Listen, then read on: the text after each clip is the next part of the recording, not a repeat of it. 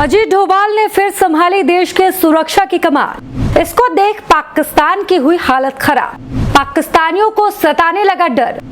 क्या करेंगे डोभाल, उनका हाल।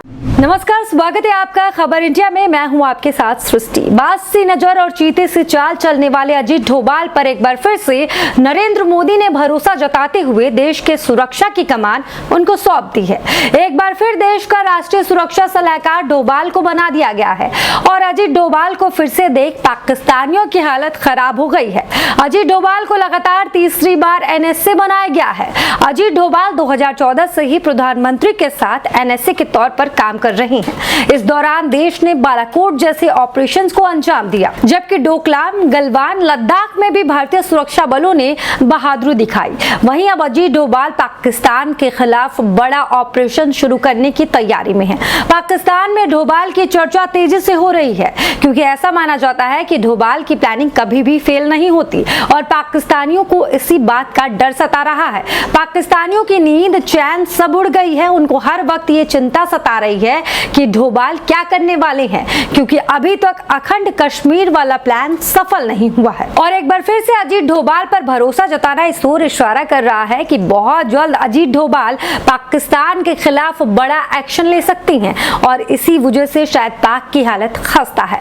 जैसा कि आप जानती हैं, मोदी सरकार के पहले कार्यकाल में उन्होंने कई महत्वपूर्ण ऑपरेशंस को अंजाम दिया, चाहे वो पाकिस्तान पर सर्जिकल स्ट्राइक करना हो या फिर आतंकियों की बैंड बजाना हो। इन सबके पीछे हाथ जो है वो डोभाल का ही रहा है। भारत ने सितंबर 2019 में रात में पाकिस्तान में घुसकर आतंकी ठिकानों पर बमबारी की थी। कहा जाता है कि इस ऑपरेशन के mastermind national security advisor Ajit Doval ही थे।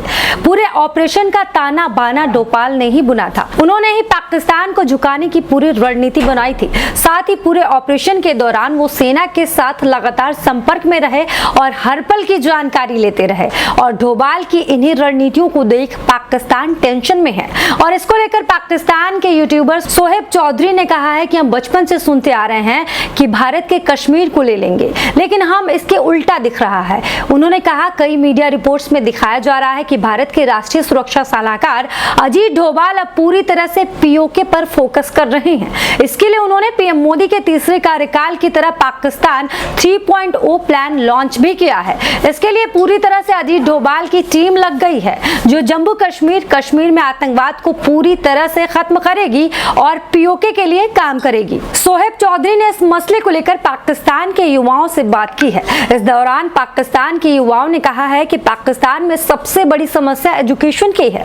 पाकिस्तान के युवा राजनीति में जाना ही नहीं चाहते, जिससे ये समस्या आ रही है। युवक ने कहा कि पाकिस्तान ने कश्मीर को लेकर अभी तक कोई एजेंडा ही नहीं तैयार किया है। जब हमारे पास प्लान ही नहीं है तो हम उस मसले पर काम कैसे करेंगे। युवक ने कहा कि पाकिस्तान को पहले चाहिए कि कश्मीर को लेकर प्लान बनाए और उसको अमल में लाए। इसके अलावा उसने कहा, हमारे पास ना एजुकेशन है, ना टेक्नोलॉजी है, ना रोजगार है। जब हमारे पास कुछ है ही नहीं तो हम किस आधार पर किसी क्षेत्र पर कब्जा करेंगे और क्या कहकर लेंगे।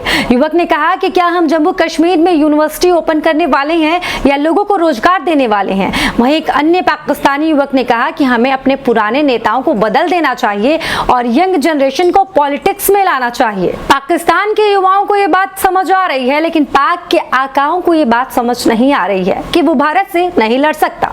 ना तो पाक के पास कोई एजेंडा है और ना ही उनके पास अजीत डोभाल जैसा एनएसए, और इसी वजह से पाक की टेंशन दिन रात बढ़ते जा रही है और वो परेशान नजर आ रहे हैं। वैसे इस वीडियो को लेकर आप क्या कहना चाहेंगे, कमेंट सेक्शन में अपनी राय जरूर बताइएगा। बाकी देश दुनिया की तमाम बड़ी खबरों के लिए हमारे साथ बने रहिएगा।